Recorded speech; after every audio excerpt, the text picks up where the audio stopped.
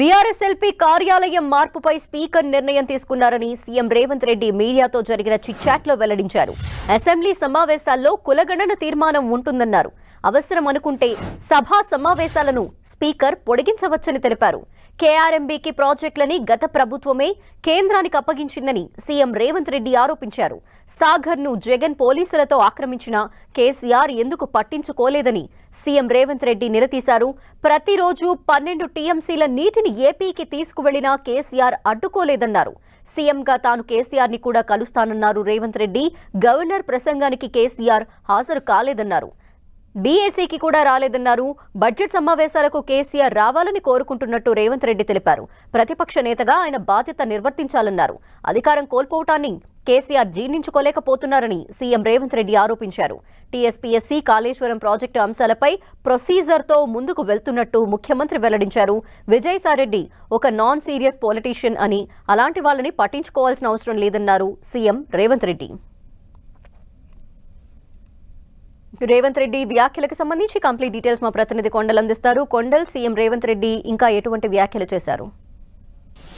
ఈరోజు మీడియాతో చిట్చాట్లో సీఎం రేవంత్ రెడ్డి చాలా కీలకమైన వ్యాఖ్యలు చేశారు. ఈరోజు బడ్జెట్ సమావేశాలు ప్రారంభమయ్యాయి. గవర్నర్ ఉభయ సభలను ఉద్దేశించి ప్రసంగం చేసింది. అయితే ఈ సమావేశానికి ప్రధాన ప్రతిపక్ష నేతగా ఉన్న కేసీఆర్ రాకపోవడం, హాజరు కాకపోవడం అన్నది ఇది సరైంది కాదు అని చెప్పి సీఎం రేవంత్ రెడ్డి అన్నారు. దీంతోపాటు ముఖ్యంగా ఒక ప్రధాన ప్రతిపక్ష నేతగా ప్రభుత్వం ఒక బాధ్యత ఉండాలి అంటే స్పీకర్ ఏదైతే గవర్నర్ ప్రసంగానికి అదేవిధంగా బీఏసీ సమావేశానికి రాలేదు అంటేనే ప్రధాన ప్రతిపక్ష నేతగా ఆయన నిబద్ధత ఎంతనో, ఆయన ఏ విధంగా వ్యవహరిస్తారన్నది ప్రజలే గుర్తిస్తారని చెప్పి రేవంత్ వ్యాఖ్యలు చేయడం జరిగింది.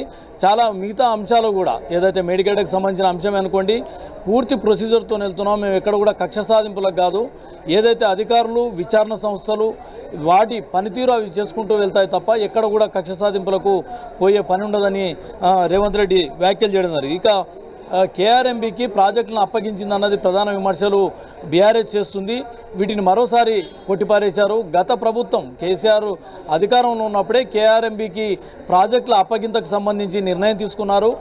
ఈ అంశాన్ని ఎందుకు దాచిపెడుతున్నారు, తప్పు కాంగ్రెస్ ప్రభుత్వం పైన వేస్తున్నారన్నది మరో ఆరోపణలు చేయడం జరిగింది. దీనికి సంబంధించిన పూర్తి ఎవిడెన్స్, డాక్యుమెంట్ ఎవిడెన్స్ కూడా ఉన్నాయి. ఇప్పటికి కూడా వాళ్ళు అదే ధోరణి వివరించడం సరైంది కాదు అని చెప్పడంతో పాటు గత 10 ఏళ్లలో, గడిచిన 10 ఏళ్లలో దాదాపు పోతిరెడ్డిపాడే అనుకోండి, మచ్చుమారి అనుకోండి, ఇలా 3-4 ప్రాజెక్టుల ద్వారా ప్రతిరోజు 12 టీఎంసీల వాటర్ ఏపీకి తరలించుకోపోతుంటే కేసీఆర్ ఎందుకు అడ్డుకోలేదు, ఆయన కమిట్మెంట్ ఎంత అన్నది దీన్నే అద్దం పడుతుందని కూడా రేవంత్ వ్యాఖ్యలు చేశారు. మరోవైపు బేసిజాలు లేవు, బేసిన్లు లేవు అని చెప్పి తెలంగాణకు సంబంధించిన వాటర్ అంతా ఏపీ తీసుకువెళ్తుంటే ప్రశ్నించని కేసీఆర్ ఇప్పుడు తెలంగాణ సెంటిమెంటు మరోసారి చెప్పుకునే ప్రయత్నం చేస్తున్నారు. ఇది ప్రజలు నమ్మరు, ప్రజలు ఇప్పటికే తిరస్కరించారు. కేవలం కేసీఆర్ రాజకీయం కోసమే బీఆర్ఎస్ పార్టీ, బీఆర్ఎస్ నేతలు వ్యాఖ్యలు చేస్తున్నారని చెప్పి రేవంత్ కీలక వ్యాఖ్యలు చేశారు. ఇక పార్లమెంటుకు సంబంధించి ఎన్నికలు అనుకోండి, రాజ్యసభకు సంబంధించిన ఎంతమంది బరిలో ఉంటారన్న దానిపైన పార్టీ నిర్ణయం తీసుకుంటుందని చెప్పడంతో పాటు ఈరోజు స్పీకర్ నిర్ణయం మేరకే 5 రోజులు సభ ఎజెండాను ఫిక్స్ చేశారు. అవసరం అనుకుంటే స్పీకర్ చర్చించిన అంశాలు ఉన్నాయని భావిస్తే స్పీకర్ పొడిగించుకునే అవకాశం ఉంటుంది. ఇక ఎల్పీ సమావేశానికి హరీష్ రావును అడ్డుకున్నారంటూ బీఆర్ఎస్ చేస్తున్న వ్యాఖ్యలను కూడా సీఎం రేవంత్ రెడ్డి కొట్టిపారేశారు.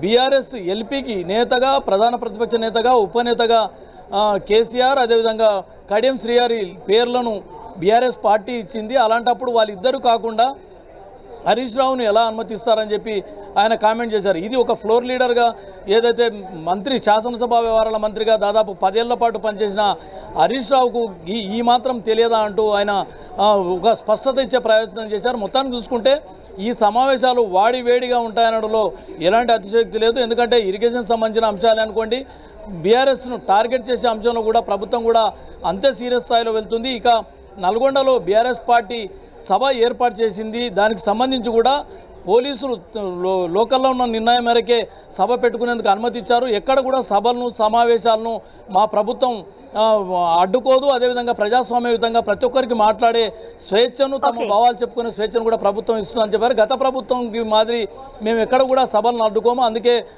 ఎప్పుడైతే పర్మిషన్ అడిగారో దానికి ఇమీడియట్గా పోలీసులు సభకు అనుమతులు ఇచ్చారని చెప్పి కూడా చెప్పడం జరిగింది. మొత్తానికైతే కొంత హాట్గానే ఈ సభా సమావేశం రేపటి నుంచి ఎలా ఉంటుందన్న చూడాల్సి ఉంటుంది.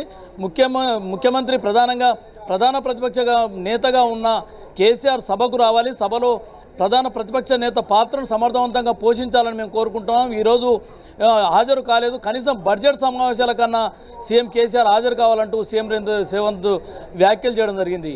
Okay, thank you Kondal.